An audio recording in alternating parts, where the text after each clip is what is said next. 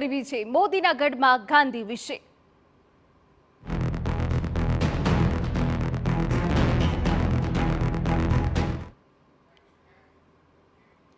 રાહુલ ગાંધી આજથી 2 દિવસ ગુજરાત પ્રવાસે છે। કોંગ્રેસના મહાઅધિવેશન પહેલા મહત્વની મુલાકાત। કોંગ્રેસ સિનિયર નેતાઓ અને કાર્યકરો સાથે બેઠક કરાશે। કોંગ્રેસી પોલિટિકલ અફેર્સની બેઠકમાં પણ ભાગ લેશે। ગુજરાત કોંગ્રેસે એક્ટિવ મોડમાં લાવવા ચર્ચા થશે। કોંગ્રેસના રાષ્ટ્રીય અધિવેશનની તૈયારીઓ અંગે પણ ચર્ચા કરાશે। જિલ્લા પ્રમુખો તાલુકા પ્રમુખો સાથે પણ એક મહત્વપૂર્ણ બેઠક કરાશે। રાહુલ ગાંધી પ્રદેશ કોંગ્રેસ કાર્યાલય ખાતે કોંગ્રેસના પૂર્વ પ્રદેશ પ્રમુખો અને વિધાનસભાના પૂર્વ વિપક્ષ નેતાઓ સાથે ચર્ચા કરશે। ત્યારબાદ પોલિટિકલ અફેર્સ કમિટી સાથે બેઠક અને અન્ય સેલના સભ્યો સાથે ચર્ચા કરશે। આ પ્રવાસ દરમિયાન રાહુલ ગાંધી ગુજરાતના તમામ જિલ્લાના કોંગ્રેસ પ્રમુખો સાથે પણ સીધો સંવાદ કરશે। રાહુલ ગાંધીના તમામ કાર્યક્રમો અમદાવાદ ખાતેના કોંગ્રેસ કાર્યાલય પર જ રહેવાના છે।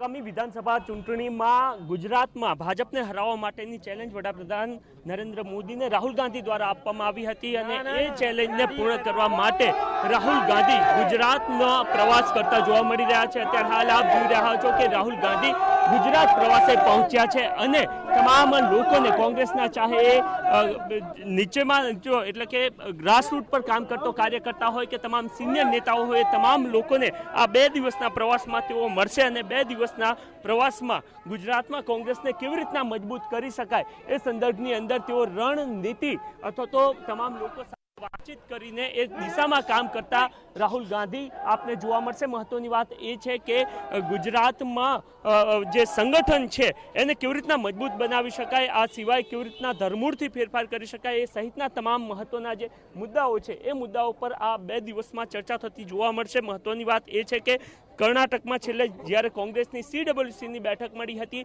અને એ બેઠકમાં આ સમગ્ર વર્ષને સંગઠન વર્ષ તરીકે ઉજવવા માટેનું નક્કી કરવામાં આવ્યું હતું અને એ સંગઠન વર્ષમાં કોંગ્રેસનું જે સમગ્ર સંગઠન છે ચાહે કેન્દ્રનું સંગઠન હોય કે પછી સ્ટેટ લેવલનું સંગઠન હોય તમામમાં આગામી સમયમાં બદલાવ લાવવામાં આવશે અને એની શરૂઆત આજે ગુજરાતથી કરવામાં આવી રહી છે। રાહુલ ગાંધી આ 2 દિવસના પ્રવાસમાં ચાહે બ્લોક લેવલનો કાર્યકર્તા હોય કે પછી પ્રદેશનો સિનિયર નેતા હોય એ તમામ લોકોને મળીને કોંગ્રેસમાં ધરમૂળથી બદલાવ કેવી રીતના આવી શકે, આગામી વિધાનસભાની ચૂંટણીની તૈયારીઓના ભાગરૂપે શું કંઈ કોંગ્રેસમાં થઈ શકે સહિતની તમામ ચર્ચાઓ આ 2 દિવસમાં કરવામાં આવશે। કાર્યકર્તાઓનો ફીડબેક મેળવશે અને ત્યારબાદ આગામી સમયમાં એ પ્રકારના બદલાવ ગુજરાત કોંગ્રેસમાં આવતા જોવા મળશે અને આગામી વિધાનસભાની ચૂંટણી પહેલા અત્યારે હાલથી સંગઠનમાં બદલાવની શરૂઆત થતી આજની આ જે 2 દિવસની બેઠકો છે એના પરથી થતી આગામી સમયમાં જોવા મળશે।